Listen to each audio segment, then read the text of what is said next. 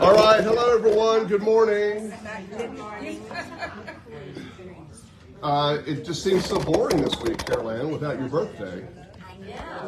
We're just back to the boring normal. It'll have to be extra exciting for us. I can do that. I've got a dream to tell you about as we begin this morning. I don't often remember dreams, but I woke up and remembered this. I thought, I've got to tell you all about this dream. So I dreamed we were in church. We were here at Wilshire.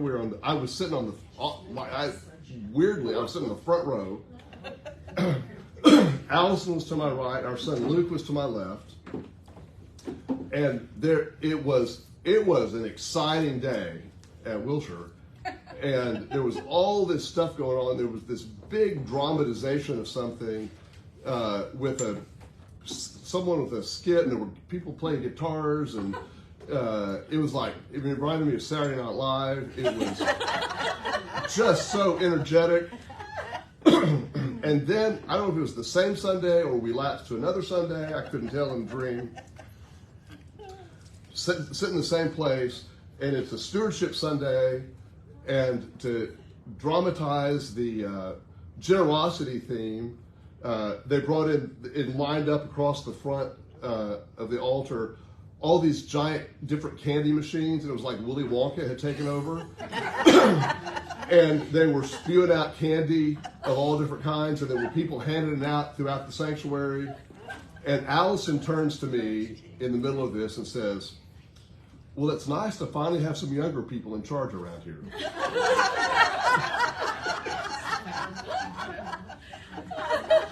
You can process that however you want. Nice to have some younger people finally in charge around here. Okay.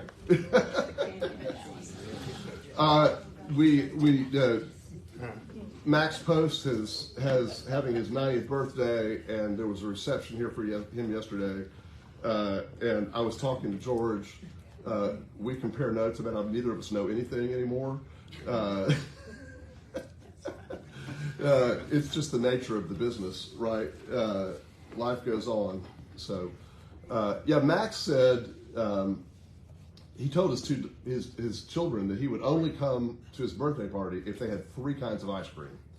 And if there was no ice cream, he would not come. So he insisted that I eat ice cream on his behalf, which I was very happy to do as well. So anyhow, I don't want to belabor this. Some of y'all have already read and thoroughly digested my Facebook post about my funeral experience yesterday. The wildest funeral story I've ever had in my life. But some of you have not seen it. And I will be very brief because I've been asked to tell it.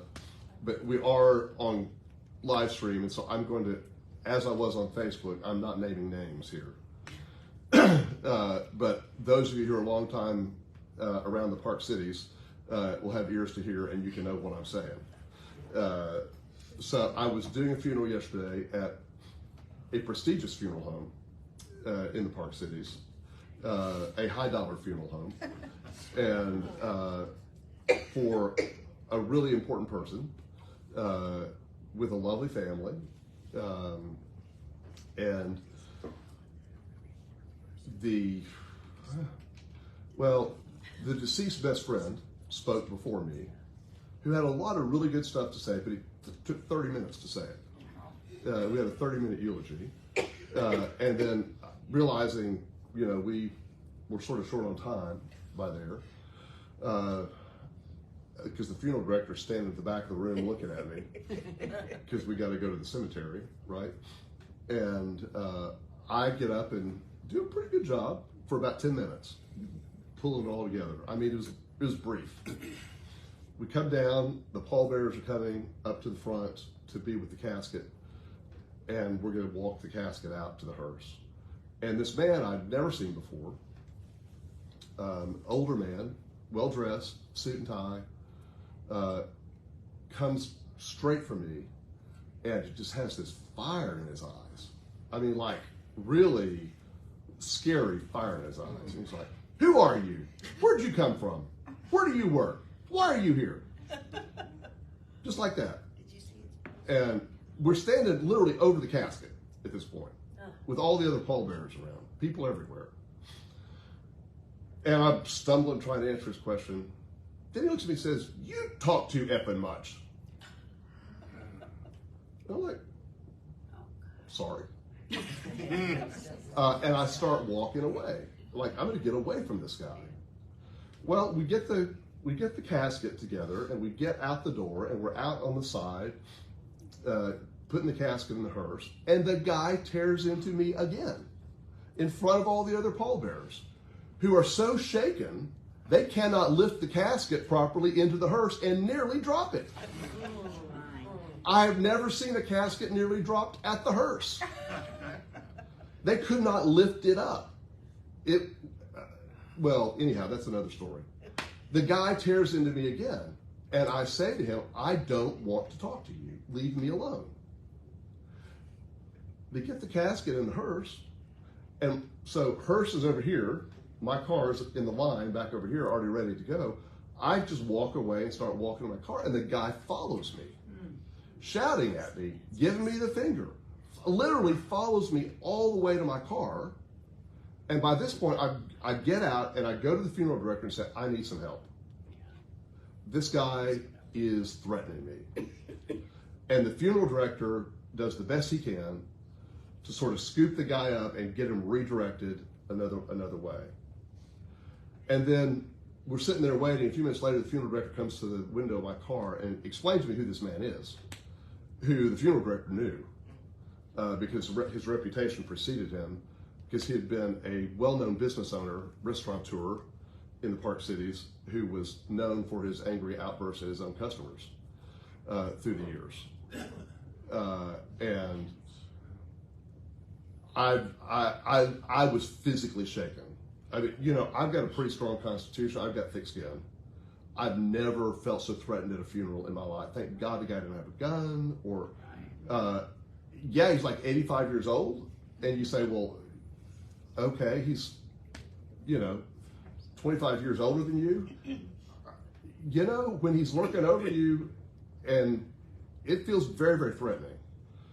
And I was so traumatized, I really just wanted to run away, but I knew I had to go to the graveside from there. And the family did not know what was going on because they were not there. And this was no reflection on the family at all. This guy's not a family member.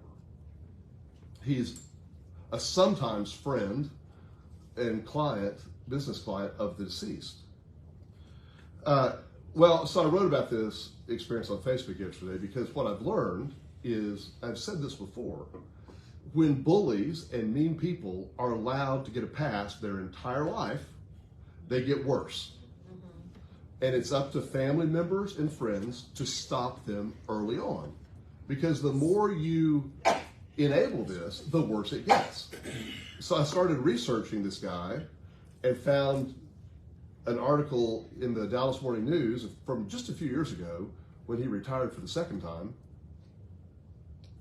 And a well-known columnist for the Dallas Morning News described, how much fun it was to go to this guy's restaurant and get abused by him. And he was just a beloved curmudgeon. Sarah Beth Spitzer in Maryland says, he would pour your soft drink down your order to many of my students who would eat there. Was it a hamburger place? It might have been. So here's the thing that's so troubling to me. Not only did no one raise a hand to stop this guy from assaulting me, I remember him. Yep.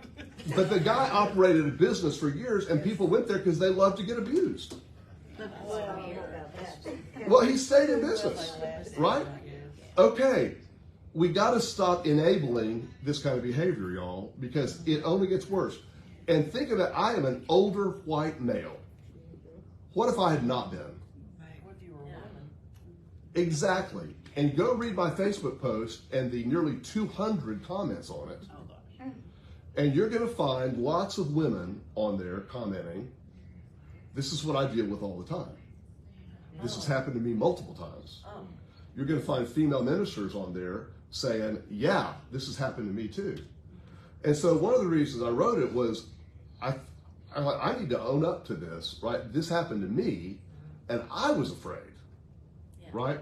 So let's raise some awareness of this. But bullying behavior just cannot be tolerated. But, most of the people who were, if other people who knew this guy, I'm sure they were like, I'm not getting involved in this because I don't want him coming after me next, right? He also went after the eulogists, but he had a special passion for me for some reason. And it wasn't because he even knew who I was. So some people thought, well, because, you stand for this. And he said, no, he didn't know who I was. And I think that's part of the problem. He didn't know who I was. Why am I here? Right? Speaking at his friend's funeral. That's a whole other story too, right? But we've all been in different experiences where we've had people who were abusive, who've gotten away with it their whole life because no one would stop them. And, I've just seen this over and over again. And it even happens at church. It even happens at church. Read the Facebook post, read the comments, and you're going to find so many people talking about bullies they've encountered at church.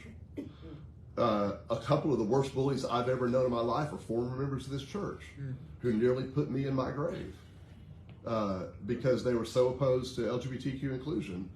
They were physically and verbally abusive to me and to other people. And fellow deacons in this church would not stand up to them. They would not stand. Some of these people had been bullies for years, and everyone knew it, and no one would stop them. Because, that's just the way he is. Well, here's what happens when someone's just the way he is, and he's allowed to go on with this for 85 years. Sorry for the sermon.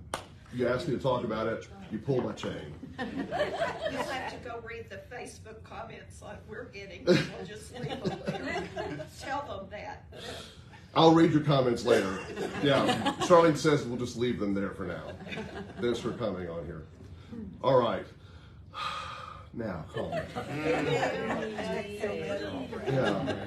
It took me an hour to settle down yesterday. I was going to my yoga class afterward. It was the most miserable yoga class I've ever had because I couldn't stop thinking about it.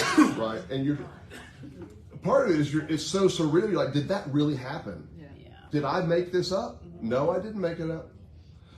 And that's one of the reasons I wrote about it right away was I wanted to capture it so I don't forget it, right? I wanted to capture it. You didn't go to a bar then? I didn't go to a bar. Yeah. Right. Yeah. If you had, we'd understand. Well, of all my funeral stories, this is the saddest. It is the saddest. Again, a side note to this that's not about that. Part of what this guy was asking, whatever set him off. Here I am, a stranger, speaking at the funeral of someone who's a pretty well-known figure in his world, who's done amazing things, but there was no church connection there, right?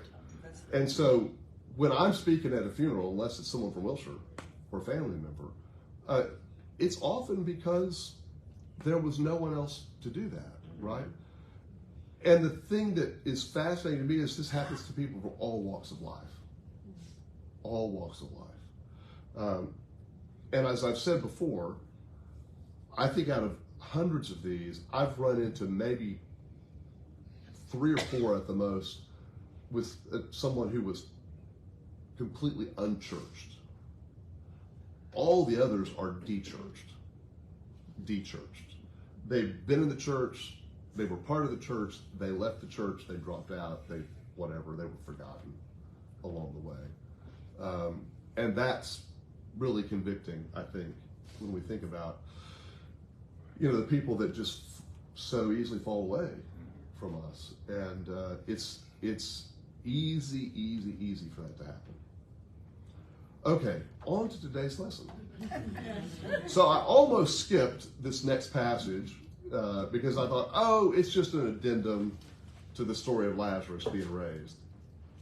And then I read through it again, I thought, no, this is important. This is here for a reason. Let's talk about that reason. So, just a reminder, last week we were talking about Jesus raising Lazarus from the dead. And what is wrong with my iPad? Okay, here we go. I've also had a bad computer week. Some of you know about that too. Yeah. Oh my God. Yeah.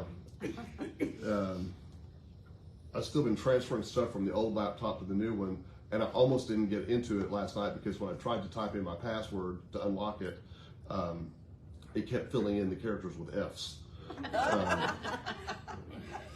Yeah. Okay, so we're in John chapter 11, and we're going to pick up today in verse 45. Now, a couple of comments. Remember, the Gospel of John is written 60 years later than when these events happened. So there's been a lot of time to process, and the Gospel of John is written as a story that interprets these things, right? So this is not just, it reads sometimes like a travelogue, but that's not really what's going on here. So in this passage, we're getting a lot of interpretation, all right? Verse 45. Oh, I have to always say this. The English translations, most of them say, like here, many of the Jews, therefore. We're not talking about all Jews everywhere. The reference here, Tom Wright in his translation, his personal translations, always changes this to scribes and Pharisees. Scribes and Pharisees. Many of the scribes and Pharisees, therefore, who had come with Mary, remember they were there mourning with her, and had seen what Jesus did, believed in him. That's notable too. Some of the religious leaders believed. But some of them went to the Pharisees and told them what he had done. So the chief priests and the Pharisees called a meeting of the council and said, "What are we to do? This man is performing many signs. If we let him go on like this, everyone will believe in him, and the Romans will come and destroy both our holy place and our nation." Pause. Remember, the Jewish people were living in Jerusalem under Roman occupation. But they had worked out a deal where if they did the bidding of Rome and didn't protest the Roman occupation too much, they could have their religious practices and the religious leaders could do their thing, right? They had a truce sort of worked out.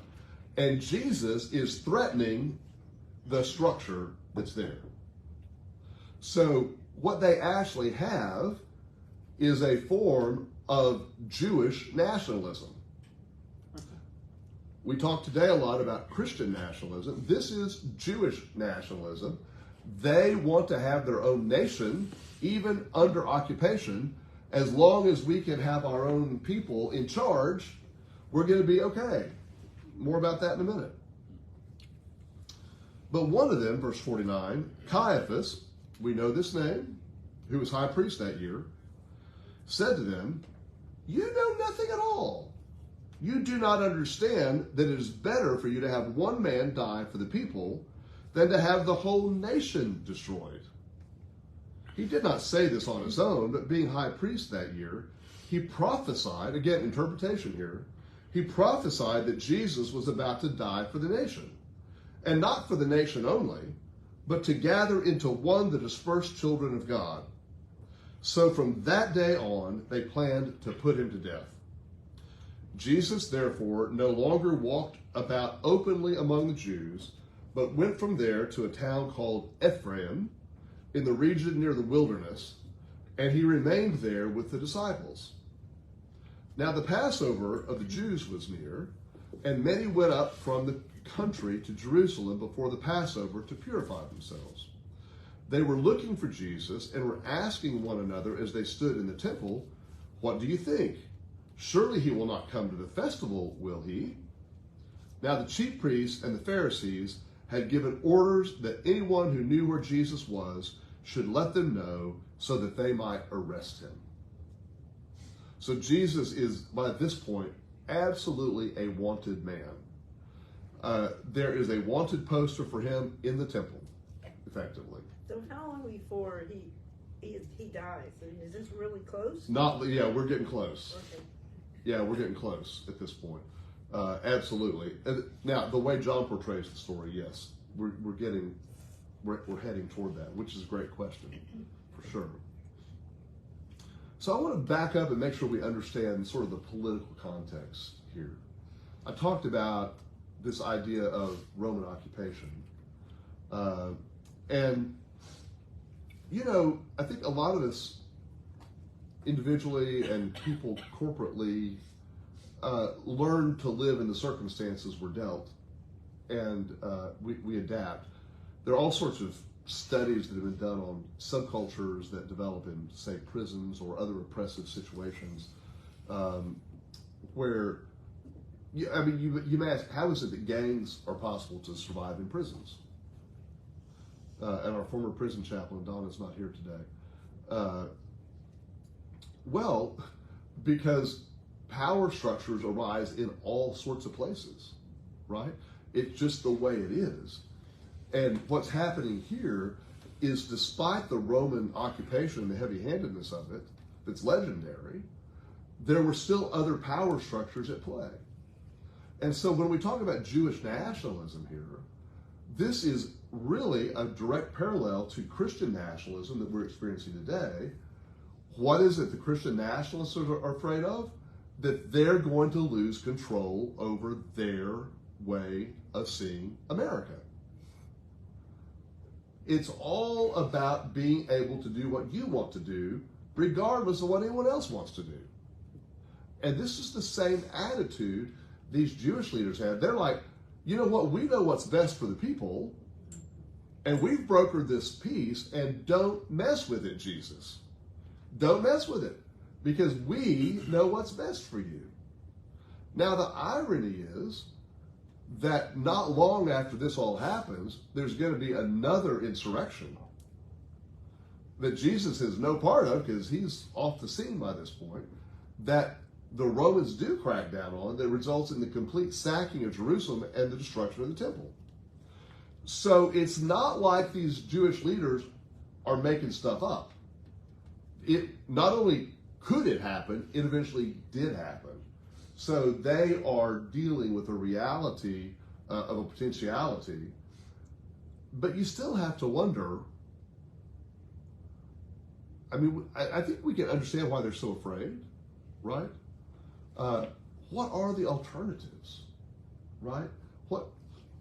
So some of these Jewish leaders believed, John tells us, but others did not. And we don't know what happened to those who believed. We don't really get that from the rest of the story, right? But it's this line from Caiaphas that ought to make our blood run cold, when he says, it's better for one man to die for the people than to have the whole nation destroyed. Here is the sacrificial lamb. Now, John is telling this story this way for a reason, because John wants us to see two layers to this. Caiaphas is speaking about the political salvation and the willingness to sacrifice one man to save the people, whereas John is using this to talk about ultimate salvation, right? That Jesus becomes the atoning sacrifice for our sins, right? So you see the two layers that are happening to this. And John then says this isn't just something he said on his own. This became a prophecy. Well, now, if he didn't say it on his own, why did he? I mean, what is John saying here? Did God cause him to say that? I have trouble with that. I'm not really sure about that. What are your thoughts on hearing this? Let me pause. Let's just get some initial reaction to this story. Who's saying what? Now you're talking about Caiaphas? What Caiaphas said? Yes, or any of this. Oh. Yeah. What interests you? Yes. Well, this translation reads, he did not say this on his own, but as high priest that year he prophesied. So not on his own would just mean in his role. In his role as high priest. So now suddenly he's like the Pope speaking ex cathedra. You know, this is weird.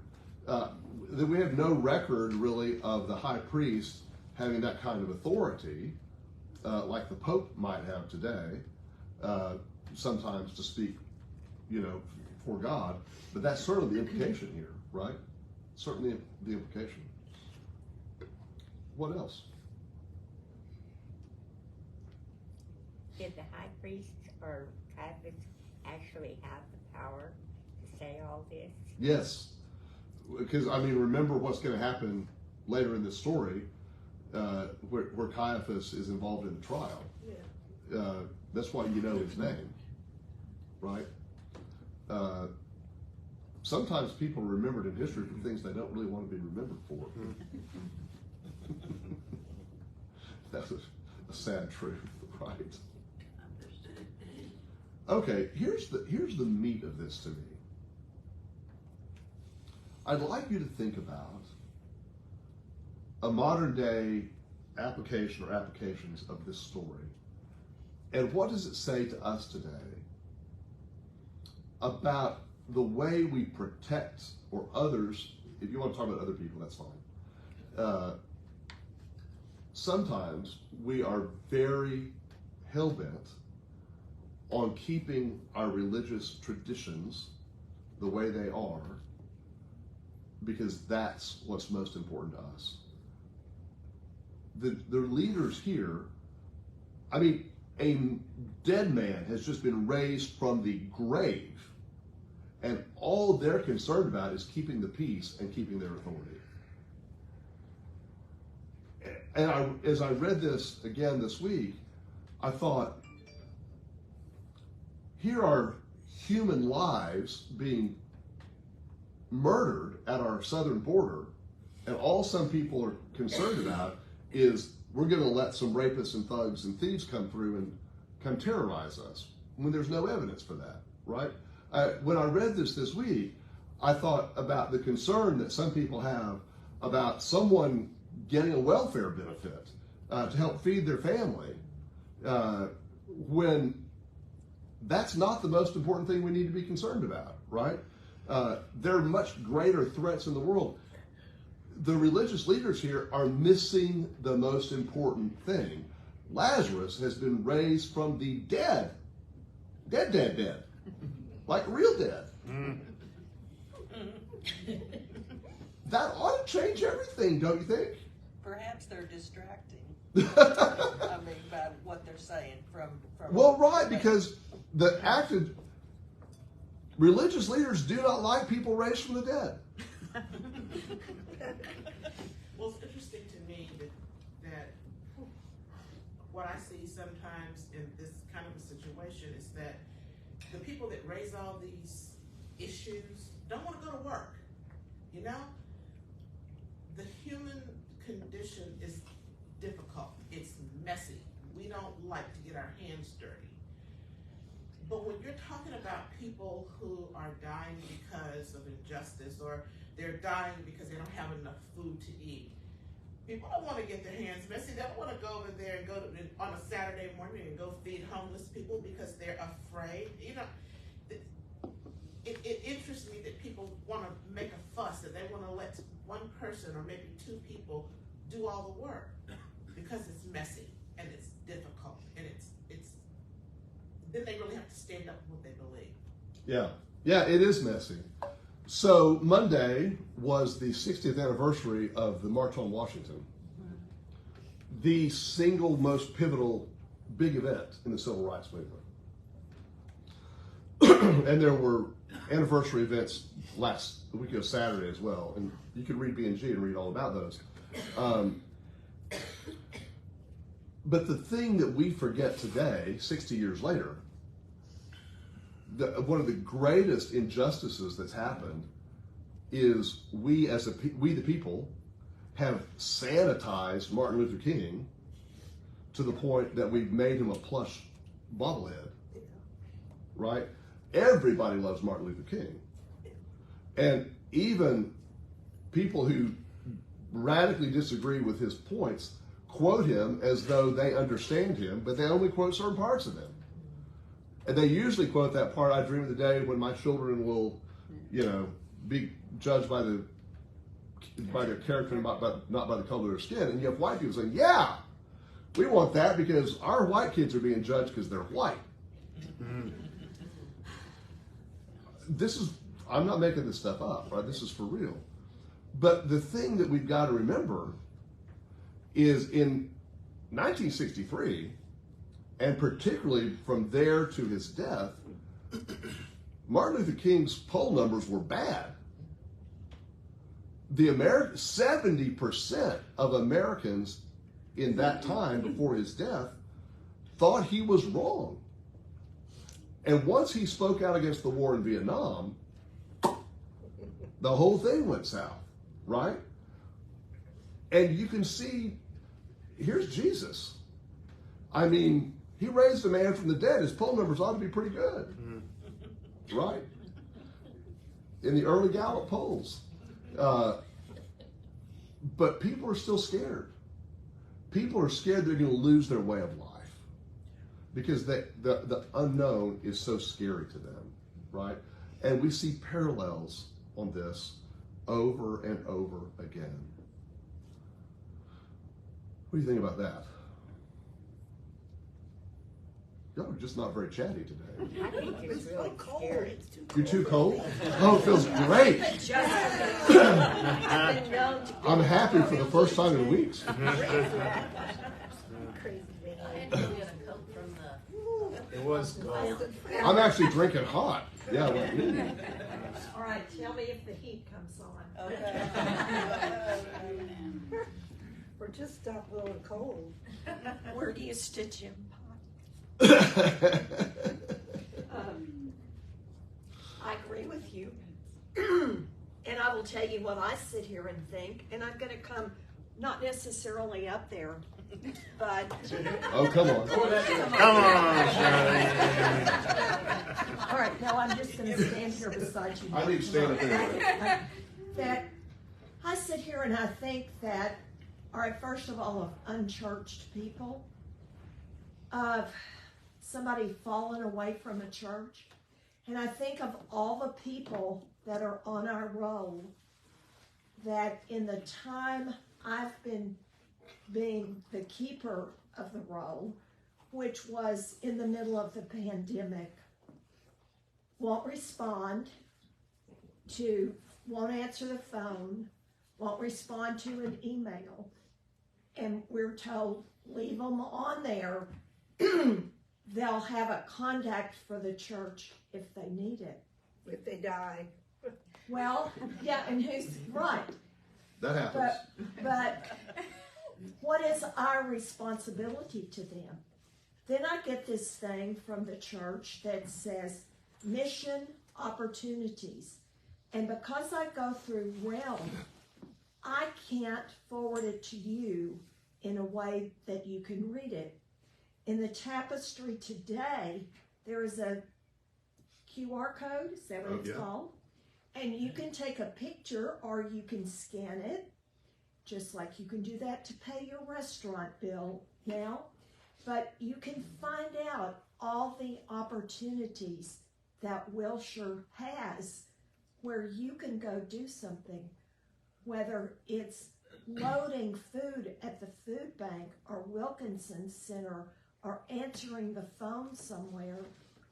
There are opportunities for you to be doing something. Thank you. Yeah, that's a great reminder. It takes all of us doing something. All of us doing something.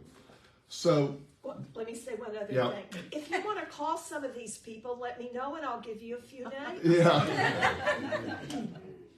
There's so much hand-wringing going on in the church universal today about the de-churching of America. The rise of the so-called nuns, N-O-N-E-S, and we've talked about them before. People who claim no religious affiliation, fastest growing religious segment in the United States. And additional research tells us that overall, one of the biggest drivers of people leaving the church is they just had it with narrow-minded thinking.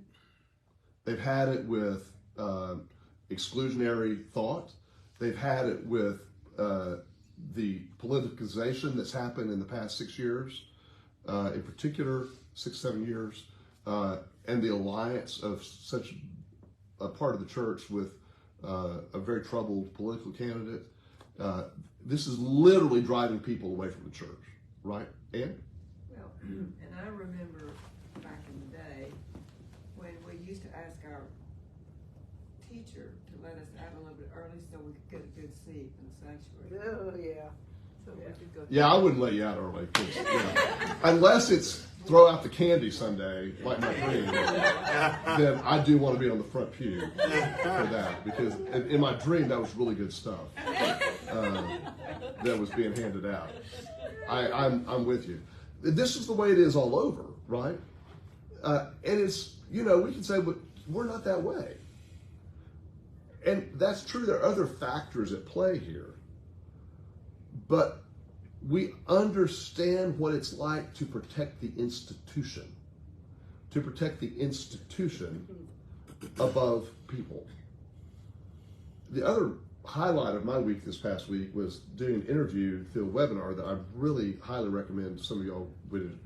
If you have any connection to Baylor University, and many of you do, go back and watch this webinar that I did. So these two Baylor professors, João Chavez, who's Brazilian, and Michael Parsons, have written a fantastic new book that tells the story of not only Southern Baptist mission work in Brazil as it began with people fleeing the failed Confederacy in the United States in the 19th century, because Brazil was a slaveholding country that was second only to the United States in the number of African slaves. Brazil. And there's a whole different construct of race there, where within Brazilian culture, certain people are deemed to be white. And we, white people, would look at them and say, they're not white. They're brown. But that's how pervasive the idea of whiteness is in race. So out of that context, there is a former Catholic priest who converts to Protestantism, converts to become a Baptist, and is very important to the Baptist mission work there. His name is Antonio Teixeira. His oldest daughter ultimately ends up coming to Waco, and after her father dies, the family's destitute, this missionary brings her to Waco. And she is allowed to live in the home of then Baylor president, this is late 19th century, Rufus Burleson. She becomes a domestic in their house in return for going to school at what is then Baylor Academy.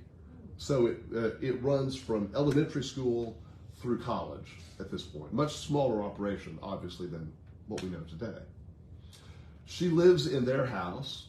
She's allowed to go to school, take classes, and she is learning how to do domestic work there in their house. There's a night where there's a big social event in Waco. The Cotton Palace opens, which is the big exhibition center celebrating the cotton industry. That at this point, Waco is trying to keep up with Dallas, right? That's funny now, but it was a possibility then, right? Because Dallas was small then.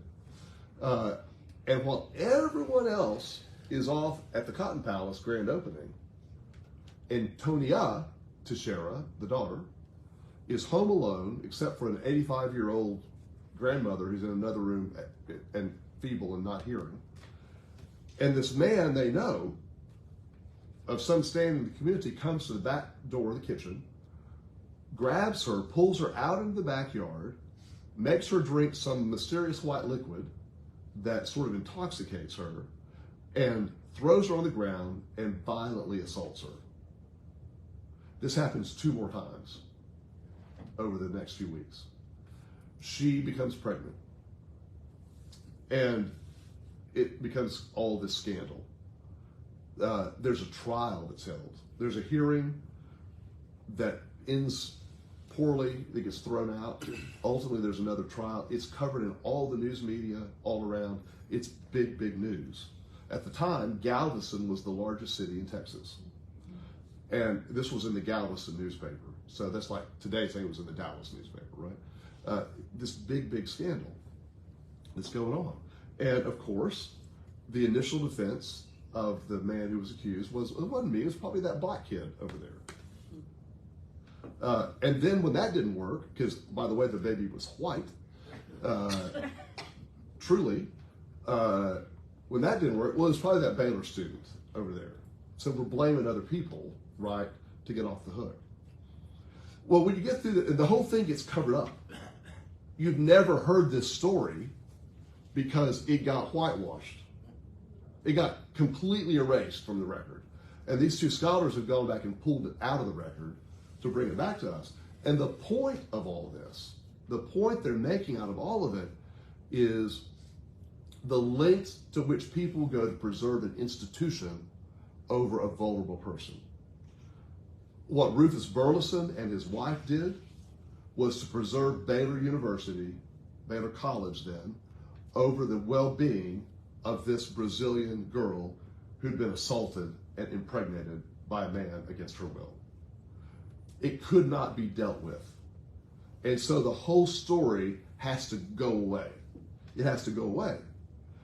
And I tell you that story, it's a fascinating tale. It's not redemptive, really, in any way.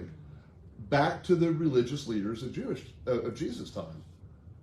They would gladly throw Jesus under the bus in order to protect the institution they're serving. And we understand how this happens, right? Over and over and over again, institutions are more important than people. And that's why I think this story, I almost skipped this part of John chapter 11 because I was just interpreting what just happened. Well, it's interpreting the human condition. We all understand what this is like, right?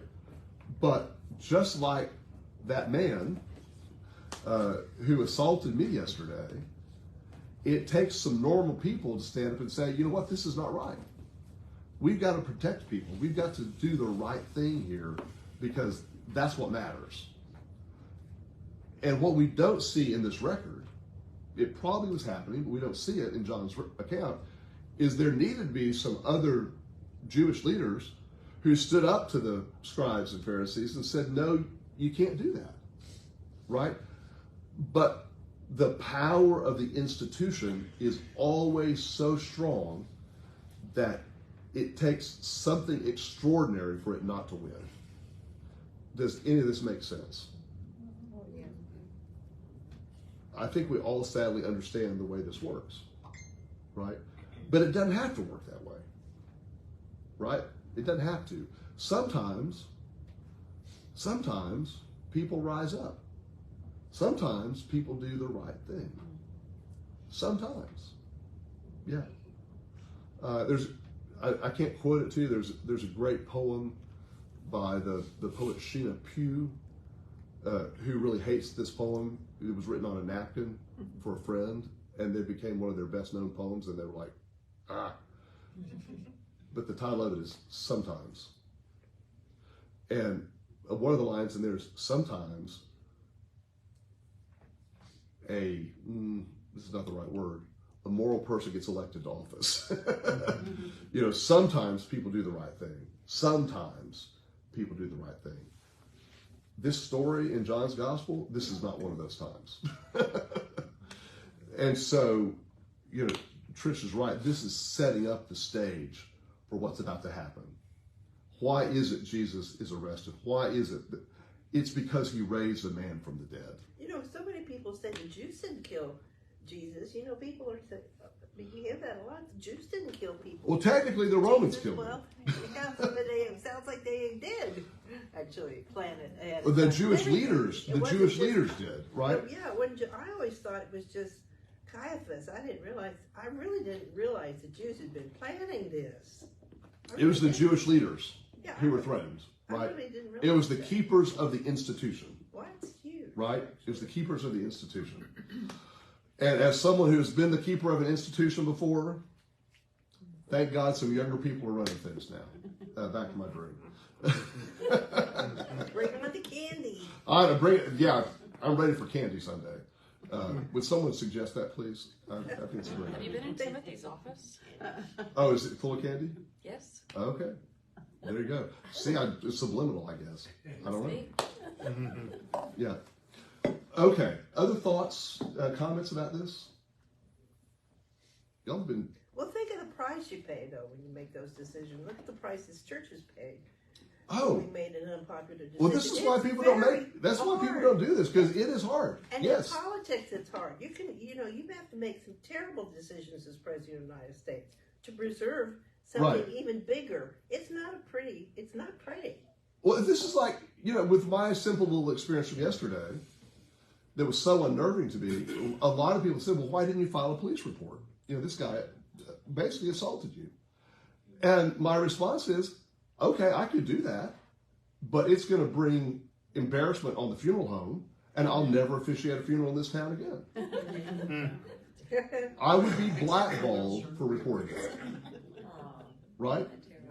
And this is the reality people face every day when things happen to them that are unjust and horrible, and they feel like they can't report them because the repercussions would be worse than the thing that happened to them. Yeah. So it's easier to say than do. And so we understand why people keep their mouth shut. Right? We understand why this happens because it's just the way things work. And the message of Jesus is always stirring that up, right? But it's even if you're a hard-charging, change-making person like me, it's hard. And we have our limits to that, right? Nancy, someone should write a play about this. Yeah. Okay, what's the takeaway for today? I think if I had to summarize, even the best things Jesus did caused people to be upset with him. Literally bringing someone to life was threatening to other people. And so do not be surprised when the good you do in the world causes some people to hate you. Because not everybody wants the good to be done. It's inconvenient sometimes. It messes with the system, right? But this story is setting the stage for this bigger story to come. And what John is doing here is foreshadowing for us Jesus' arrest and crucifixion and his resurrection. So it all is part of the bigger story as well. Any last thoughts from anyone? Should we talk about the way that status quo kind of co-opts us and makes it so that we don't really want to go and rattle any cages because we're getting paid off in a fashion by the way the system is set up? Well, yeah, the status quo is everyone's comfort level. It may not be a great status, but it's the quo, right? I mean, and it benefits us to a certain extent, or we wouldn't stand for it. And we're accustomed to it. It's the devil we know, right? Well, I mean, there's a guy named Matthew Desmond. I don't know if he's a sociologist or an economist, but he's written a book about poverty. And he points out that if people, like the people in this room, said, you know what, we don't really need a mortgage interest deduction. I'd rather that money go to housing people who are unhoused. I Right. don't need that. They need it. But no one's going to jump up and say, oh, let's do that. Right. And so we're bought in. And we can't necessarily say, well, status quo stinks because it's going to cost us. So one of the greatest frustrations of my pastoral ministry years was a few occasions where I was counseling with, working with someone who was in an abusive relationship, who refused to leave that abusive relationship. And for someone like me, like I could think of cases where we literally outlined an escape plan, literally had it worked out, and the person backed out and didn't do it, which is very common, because the devil we know is better than the devil we don't know. This is how important the status quo is. Even if the status is awful, we learn to live with it. And that's where the Jewish leaders are in this time. They're in a pickle, but at least they have some control over that pickle, right? And Jesus is about to plunge them off the cliff, and that's very threatening to them. Okay, let's, not necessarily an uplifting lesson today. Yeah. So next week we get to Mary anointing Jesus with the oil. So someone bring some perfume next week, and we'll just spray it all over the room and let everyone see it. We could wash each other's feet. Yeah, we could. I'm going to be absent that day. See, there are limits to you. Even. I have limits too. Yeah. Okay. Let's pray together. We pray once again, Lord, that you grant us your peace, grace, your understanding. Help us have the power of character to stand up in a world of injustice and to be the people you call us to be, to make a difference for those around us. For the sake of the kingdom of God, we pray. Amen.